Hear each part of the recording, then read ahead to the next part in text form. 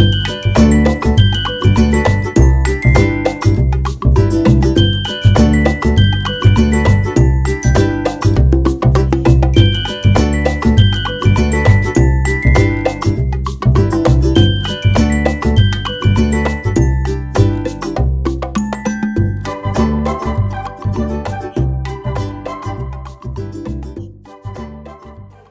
বন্ধুরা, কেমন আছো?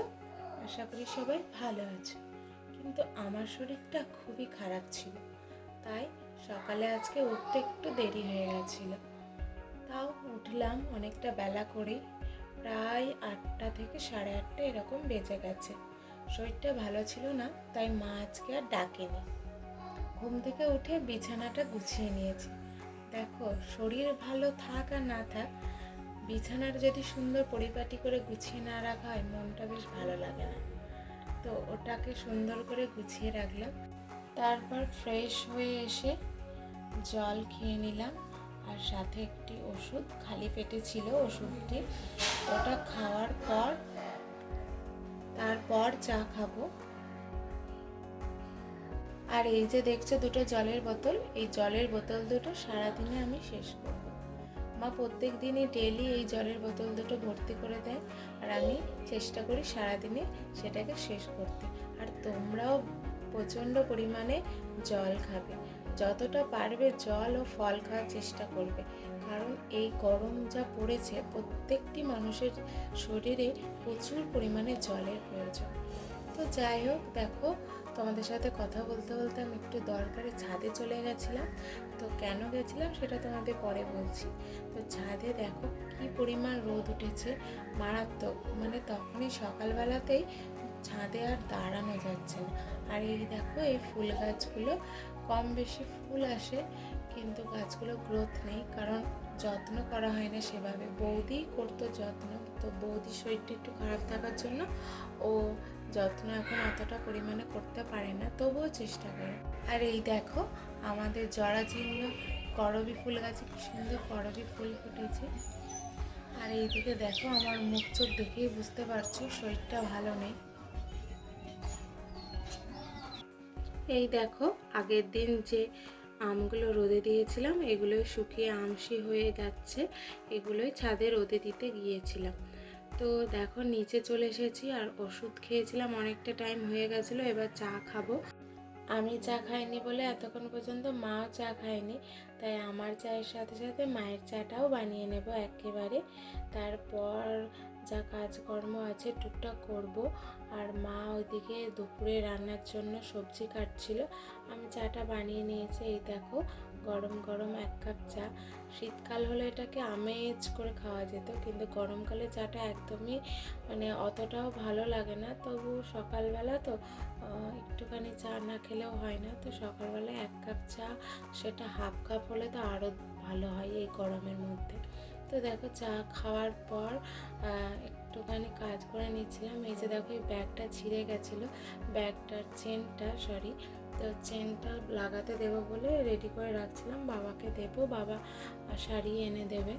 আর কিছু জামা কাপড় ছিল কালকে কেচে দিয়েছিলাম, সেগুলো একটু ভাঁজ করে নিলাম, পরে আয়রন করে নেব। আর এই দিকে দেখো, মা চিরুনিগুলোকে ভিজিয়ে দিয়েছে। আসলে ব্যাপারটা হলো কি, এই চিরুনিগুলোকে কয়েক মাস যাবৎ খুঁজে পাওয়া যাচ্ছিল না। এরা কিডন্যাপ হয়ে গেছিলো, আমরা তো ভেবেই নিয়েছিলাম। তো ওরা হারিয়ে গেছিলো খাটের তলায়, তো ওগুলোকেই আজকে মা খুঁজে পেয়েছে। ওগুলোকে মা ভিজিয়ে দিয়েছিল পরিষ্কার করার জন্য। আর এইদিকে দেখো, আমাদের পুচকিটা এক্সাম ছিল, এক্সাম দিয়ে বাড়ি চলে এসেছে। আর বাড়ি আসার সময় স্কুলের সামনে দোকান থেকে এই যে চুপাচুপ না কি বলে, ওটা কিনে এনেছে। আর ও বলছে, দেখো আমার কত বড় জিভ হয়েছে। আমি বললাম, দেখা কত বড় জিভ। তো জিভ দেখাচ্ছে, আমি বললাম, দেখ আমার জিভটা তোর থেকেও বড়। কিনে এনেছে ওই মাত্রই, চোখের খিদে যেটাকে বলে। ওই সবাইকে দেখেছে কিনতে, ও কিনবে, তো ওর মায়ের সাথে গিয়ে ওটা কিনে এনেছে। কিচ্ছু খায়নি, ফেলে দিতে হয়েছে পরে। তো যাই হোক, দেখো, সকালবেলার ভাত তরকারি রান্না হয়েছিল, আমার ভালো লাগছিল না, তাই অল্প করে একটু আলু ভাজা করে নিয়েছিলাম, আর তার সাথে নিয়ে নিয়েছিলাম মুড়ি।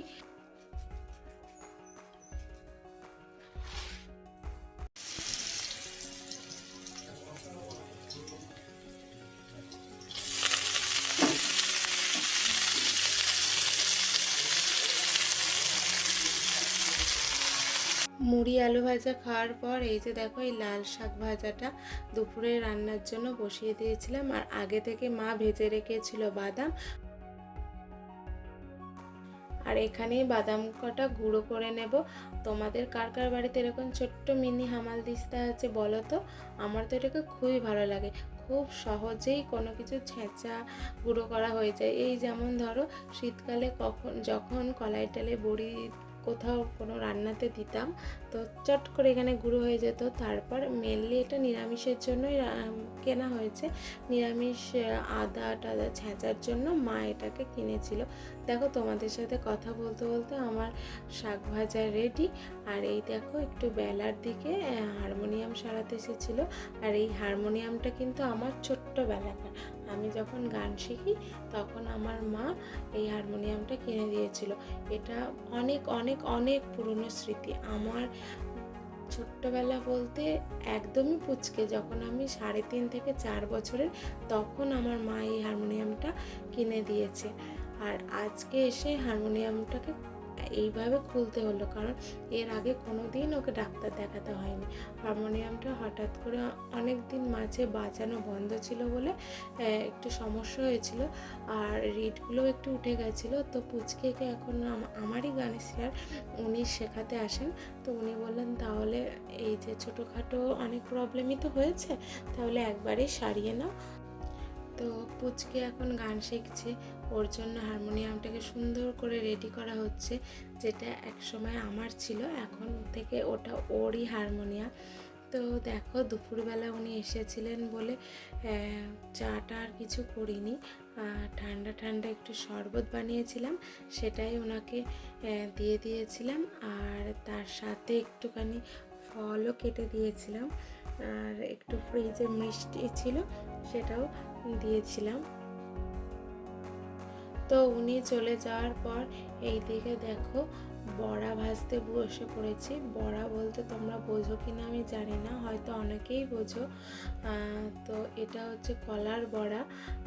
কিছু কলা ছিল, তো মা বললো কলাগুলোকে একটু বড়া করে দিই, কারণ আমি খেতে ভালোবাসি। মাকে বললাম একটু কলার বড়া করে দেবে, তো মা বললো ঠিক আছে।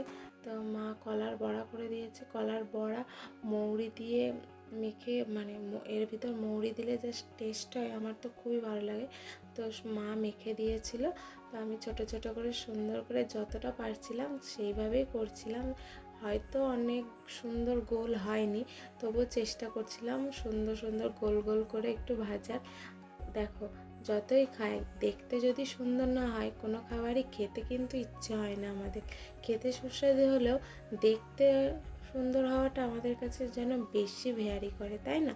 কোনো সুস্বাদু মাংস রান্না করলে সেটা যদি কালার কালো হয়, তাহলে তো আমরা অনেকেই খেতে চাই না।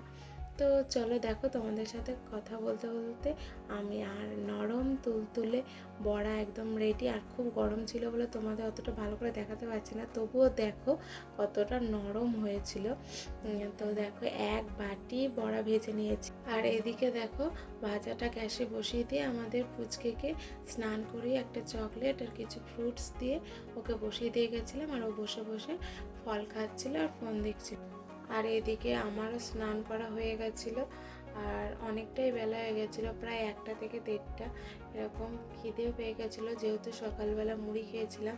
তো চলো এবার খাওয়া দাওয়া করবো। দুপুরে খাওয়া দাওয়া করে একটু ঘুমাবো, কারণ সেই সকালে উঠেছি। সকাল বলতে অনেকটা বেলাতেও উঠেছিলাম, তাও শরীরটা ভালো লাগছিল না, একের পর এক টুকটাক কাজ ছিল, তো তার জন্য একটু শুতে পারিনি। তো তাড়াতাড়ি খেয়ে একটু লম্বা ঘুম দেবো, কারণ বিকেলবেলা আবার পড়ানো আছে। তো চলো তারপর কথা হচ্ছে। তো ঘুম থেকে উঠে দেখো চলে এসেছি টিউশন পড়াতে। আর তোমাদের আগের দিনই বলেছিলাম যে আমার স্টুডেন্টদের এক্সাম আছে। এই যে এইটা হলো বেঙ্গলি কোশ্চেন পেপার ওদের, আর আগামীকাল আছে ইংলিশ এক্সাম, তো সেটাই পড়াতে গেছিলাম। আর কোশ্চেন পেপারটা দেখতেই পাচ্ছ কতটা ইজি হয়েছে, একদম শর্ট টাইপ কোশ্চেন ছিল, যেহেতু 20 মার্কসের এক্সাম ছিল। তো দেখো ওকে পড়িয়ে বাড়ি চলে এসেছি। এরপর আর একটু রেডি হয়ে নিয়েছি, বেরোবো, কারণ এক জায়গায় যাওয়ার আছে, একটু কাজ আছে, তো তার জন্য বেরিয়ে পড়বো। চলো যাওয়া যাক। তো সেখানে কাজ কাজটা সেরে দেখো বাড়ি ফিরছি, অনেকটা সন্ধ্যে থেকে প্রায় মোটামুটি 7:30-8টা মতো বেজে গেছে।